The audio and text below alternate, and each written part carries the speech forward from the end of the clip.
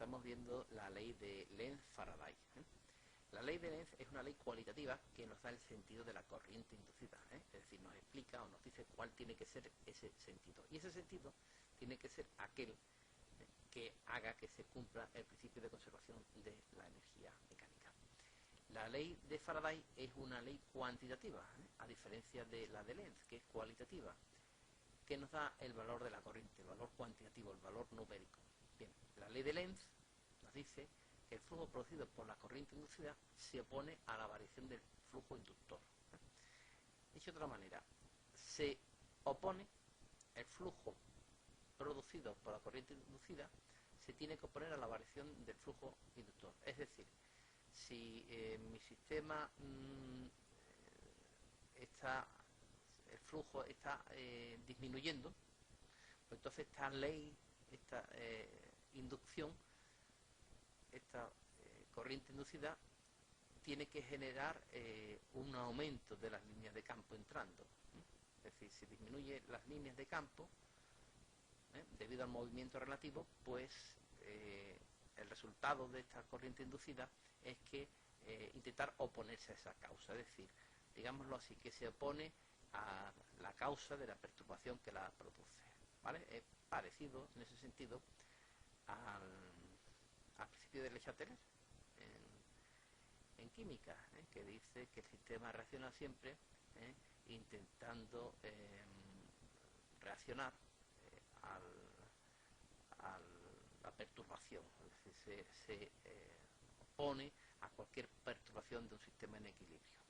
En cierto modo nos recuerda algo al principio de Le Chatelier en química, pero claro, aplicado a las leyes del magnetismo. Es decir, el sentido de la corriente inducida es tal que tiende a oponerse a la causa que lo origina. Es el principio de acción-reacción en el electromagnetismo, o como ya hemos visto, es bastante parecido al principio de Le Chatelier en química, un sistema siempre evoluciona o reacciona intentando oponerse a la modificación que se ha establecido sobre el equilibrio, intentando volver a restablecer el equilibrio, o como aquí estamos viendo, es, entre comillas, el principio de acción y reacción en el electromagnetismo. Bien, vamos a verlo aquí. Cuando el polo norte del imán se aproxima a una bobina, induce en ella una corriente eléctrica. En esta corriente, aquí está induciendo una corriente eléctrica en esta bobina. Y esa corriente que se induce crea un campo magnético. Este campo magnético inducido produce una fuerza que se opone al movimiento del imán. Vamos a verlo, pero en vez de un conjunto de n espiras, pues simplemente con una espira. Lo vamos a ver aquí abajo, pero no con n espiras, solo con una espira para simplificar el razonamiento. Evidentemente es el mismo, porque es que más me da tener n espiras que una sola. Vamos a estudiarlo con una sola, porque como lo que nos interesa es comprender el aspecto cualitativo, comprender el fenómeno, lo vamos a comprender mejor con una espira. Bien, entonces, el sentido de la corriente en la bobina debe ser tal que aparezca el polo norte. Es decir, yo aquí aproximo el imán por su polo norte, lo estoy aproximando, y aquí tiene que aparecer una corriente eléctrica de manera que esto sea un polo norte, es decir, tiene que ser en este sentido. La corriente eléctrica iría en este sentido. Así, como nos marca la N, la flecha en la N. Bien, para que esto ocurra, la corriente debe circular como indica la figura, esta figura.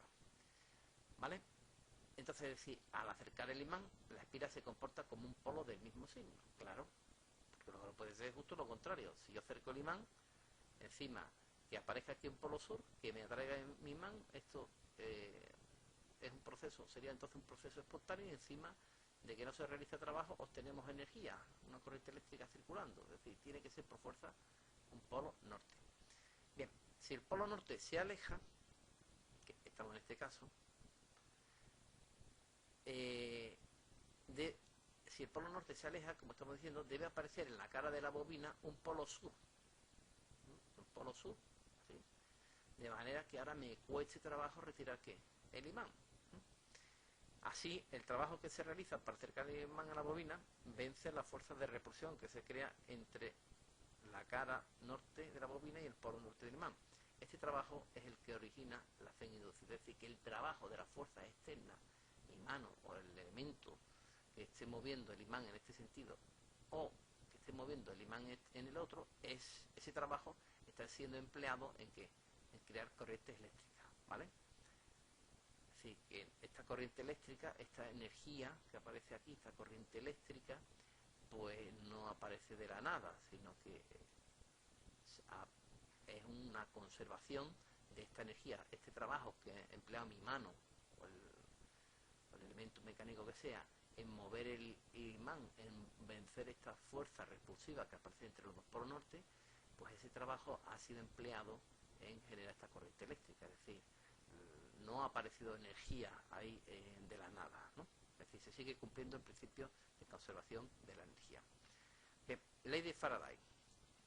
La FEN, la fuerza electromotriz inducida, es igual y de sentido opuesto a la variación del flujo magnético en la unidad de tiempo.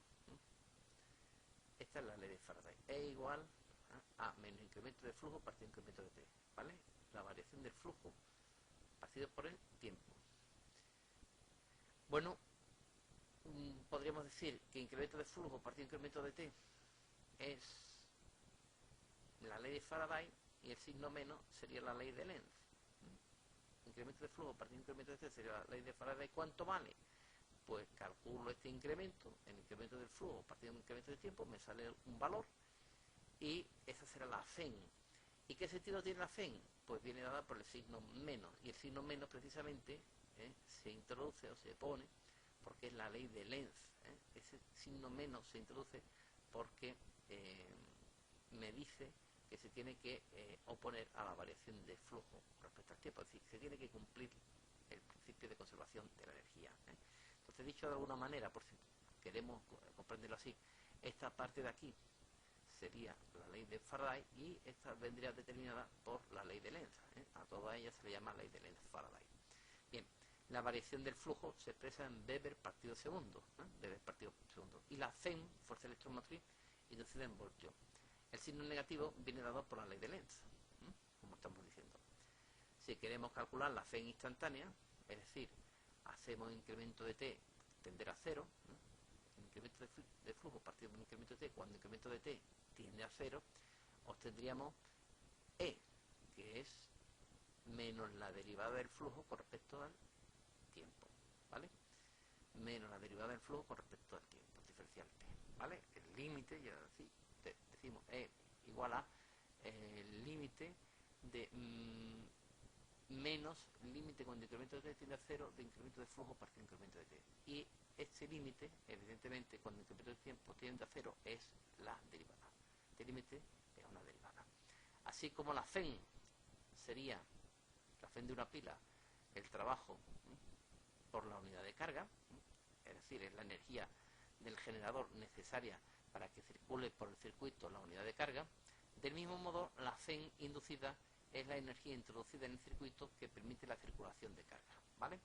O sea que las cargas en el circuito inducido circulan, se mueven o hay corriente gracias a la FEN. Es decir, la FEN es la energía introducida en el circuito, esa energía introducida que, como hemos visto, la introduce el factor externo, mi mano o cualquier ejemplo mecánico que esté moviendo al imán. No es una energía que aparezca de la nada. O sea, el principio de conservación de la energía se tiene que seguir cumpliendo. Pues esta FEN sale en realidad del trabajo que realiza la fuerza externa. Y es la energía introducida en el circuito que permite efectivamente la circulación de las cargas. Bien, vamos a ver un ejemplo. Sea una espira conductora, como esta, en la que inicialmente no circula ninguna intensidad. O sea, estas flechas no existen inicialmente, ¿vale? Sea una espira conductora rectangular, como estamos viendo, plana, y cuya superficie podemos variar moviendo esta varilla, ¿vale? ¿Vale? Podemos variar la superficie moviendo esta varilla. Y de derecha a izquierda, es decir, inicialmente la tenemos aquí, y podemos moverla hacia acá. La diferencia entre estos dos bornes es L, ¿vale? La distancia L. Dicha espira se encuentra en el interior de un campo magnético uniforme y perpendicular. Esta flecha, esta aspa, me representa un campo magnético que, como ya sabemos por nuestro criterio, que se está metiendo dentro del plano de la pizarra o del plano del papel, o como ustedes quieran llamarlo. Aquí tenemos un campo magnético perpendicular al plano de la pizarra y con sentido dirigido hacia adentro, ¿vale?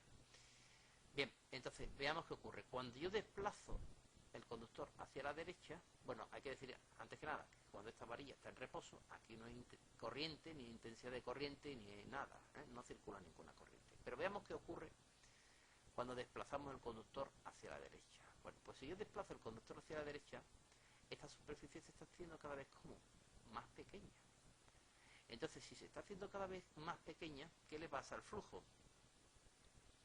El flujo se está haciendo entonces cada vez más pequeño, es decir, están entrando menos líneas de campo, es decir, está disminuyendo el número de líneas de campo que entran, es decir, es como si tuviéramos un polo sur y ahora un polo sur más pequeño o de menor intensidad. ¿Por qué? Porque son menos las líneas de campo que entran que hace un instante aquí. O sea, en esta posición, cuando la varilla está aquí, hay menos líneas de campo que entran que cuando la varilla está aquí. Es decir, es como un polo sur en el cual están disminuyendo las líneas de campo que están entrando. Pues si están disminuyendo las líneas de campo que están entrando, el sistema ¿cómo tiene que reaccionar? En sentido contrario. Dijimos así que se opone a la modificación del valor de flujo. En cierto modo nos recuerda en algunos aspectos al principio de Le Chatelier en química. Bien, entonces, si hay menos líneas de campo que entran, ¿cuál será el sentido de la corriente? Aquí aparece una corriente debido a que hay una variación del flujo magnético, y ahora lo que queda, eso está claro, que va a aparecer una corriente eléctrica, ¿vale? Que se va a oponer a este fenómeno. Lo que queda ahora es determinar el sentido de la corriente eléctrica, si es hacia la derecha o es hacia la izquierda. Pues vamos a ver, ¿no están disminuyendo las líneas de campo? Sí. Es decir, el polo sur está siendo menos polo sur, por decirlo de alguna manera. Están entrando menos líneas de campo. Pues, ¿cómo reacciona el sistema? Pues generando una corriente de manera que aquí en esta cara de la espira aparezca un polo sur para compensarlo. Dicho de otra manera, si la corriente viene en este sentido, aquí ¿qué es lo que puedo dibujar? Según mi criterio de la espira, un polo sur, es decir, que cuando las flechas van en este sentido, la espira está siendo recorrida como cuando tenemos un polo sur. Es decir, esta intensidad de corriente está metiendo más líneas de campo dentro de esta superficie, lo cual compensa a la disminución de las líneas de campo debida al movimiento relativo de la varilla. Es decir, la corriente eléctrica tiene que ser en este sentido. ¿Para qué? Para que aquí aparezca un polo sur. Entonces tendríamos las líneas de campo que están entrando, que evidentemente un polo sur. Como hay ahora menos líneas porque la velocidad se ha movido hacia acá, la varilla se ha movido hacia acá, pues el sistema reacciona creando una corriente eléctrica en este sentido para que esta parte sea un polo sur, es decir, para meter las líneas de campo que han desaparecido de este rectángulo. ¿Vale? Entonces, cuando desplazamos el conductor hacia la derecha, con velocidad v, disminuye la superficie de la espiral y asimismo el flujo magnético que la atraviesa. Debido a ello, aparece sobre la espiral una FEN inducida que produce una corriente cuyo sentido se opone a la causa que la produce. Es decir, hemos ya demostrado que el sentido tiene que ser este. ¿Vale? Bien, ¿cuál va a ser el diferencial de flujo? Pues el diferencial de flujo va a ser B por diferencial S. Y va a ser signo menos porque hay una variación. Estamos disminuyendo. Entonces, el campo magnético B, que es el valor del campo en esta región, por diferencial S. ¿Quién es diferencial S? Pues es este trozo de aquí que yo estoy subrayando. Este diferencial S. Esto es lo que ha cambiado la superficie, ¿eh? Este rectángulo de aquí es lo que ha cambiado, ¿eh? Diferencial S. ¿Y quién es diferencial S? Pues un rectángulo. ¿Y qué área tiene este rectángulo? Pues tiene un diferencial X, que es el que tenemos aquí, por la altura, área de la base, ¿eh? C, base por altura. ¿Y quién es la base? Diferencial X. Esta es la base, diferencial X. ¿Y quién es la altura? L, la longitud esta. Luego diferencial S es igual a L por diferencial X. Pero diferencial X, nosotros sabemos de nuestra fórmula que la velocidad es la derivada de X con respecto al tiempo. Bueno, la velocidad, cuando tengo un movimiento rectilíneo, ¿eh? En la dirección del eje X. Entonces, L diferencial X, o sea, diferencial X en realidad es V por diferencial T, porque no olvidemos que la velocidad es igual a la derivada del tiempo, diferencial X partido diferencial T, ¿vale? Entonces, diferencial X, el espacio es la velocidad por el tiempo. Entonces, me quedaría que el diferencial flujo es igual a menos B por L por V por diferencial T. Si este diferencial T lo paso acá, me quedará que el diferencial flujo partido diferencial T, que pasa el diferencial T aquí abajo, dividiendo, es igual a menos B por L por V, donde B ¿quién es? El valor del campo magnético B. L ¿quién es? L es la longitud esta, y V ¿quién es? La velocidad. Entonces la Fn inducida es menos la derivada del flujo diferencial T, es decir, que sería B por L por V. No olvidemos que la Fn inducida es menos la derivada del flujo con diferencial T, entonces me queda BL por V, ¿vale? Repetimos entonces, la varilla se mueve hacia la derecha, hay una disminución de ¿quién? Del área, justamente que es esta. Este área, ¿cuánto vale? Diferencial X por L, diferencial X por L, o sea que el diferencial superficie este que tenemos aquí es diferencial X por L, y entonces el diferencial flujo es, la variación de flujo es menos, porque hay una disminución, menos B, que es el valor del campo, por el elemento de superficie. Y diferencial S, ¿cuánto es? L por diferencial X. Pero diferencial X, que es el espacio que se ha recorrido aquí, ¿quién es? V por diferencial T. Si ahora este diferencial T lo paso aquí a la izquierda, dividiendo, me queda que el diferencial flujo partido de diferencial T, la derivada del flujo con respecto al tiempo, por decirlo de otra manera, es menos BLV. Entonces la Fn inducida será BLV, porque no olvidemos que la ley de Faraday era menos la derivada del flujo diferencial T, es decir, que tendré que cambiarle aquí el signo, ¿vale? Entonces la Fn inducida va a ser B por L por V, ¿de acuerdo? Hombre, que tiene su lógica también, vamos a analizar este resultado, ¿eh? ¿De qué va a depender la Fn inducida? Pues primero de la velocidad con la que se mueva. Cuanto más rápido sea la velocidad, mayor va a ser la Fn, ¿está claro? Cuanto más rápido se mueve hacia la derecha, mayor es la variación de flujo. ¿De qué va a depender la variación de flujo también? De la L. Si la L es muy pequeñita, la variación de flujo va a ser muy pequeñita. Si la L es muy grande, la variación de flujo va a ser muy grande. Luego también depende de la L. ¿Y de quién más? Pues va a depender de quién, del campo magnético B. Si es muy poco campo magnético, la variación del flujo va a ser también muy pequeña.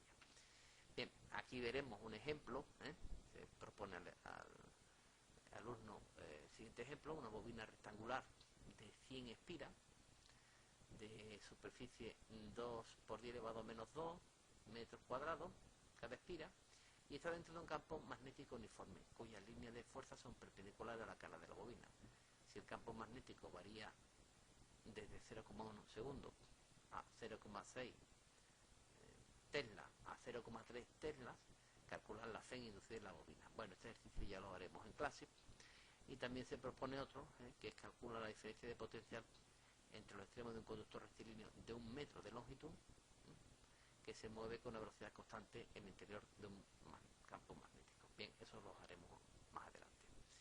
Bien, y solamente decir o anticipar, luego lo estudiaremos ya con más detalle, que un fundamento muy importante o una aplicación muy importante de la ley de Faraday es la producción de corrientes alternas. Cómo producimos corrientes alternas y la explicación del fundamento de los generadores, ¿de acuerdo? Bien, pero esto lo vamos a estudiar más adelante.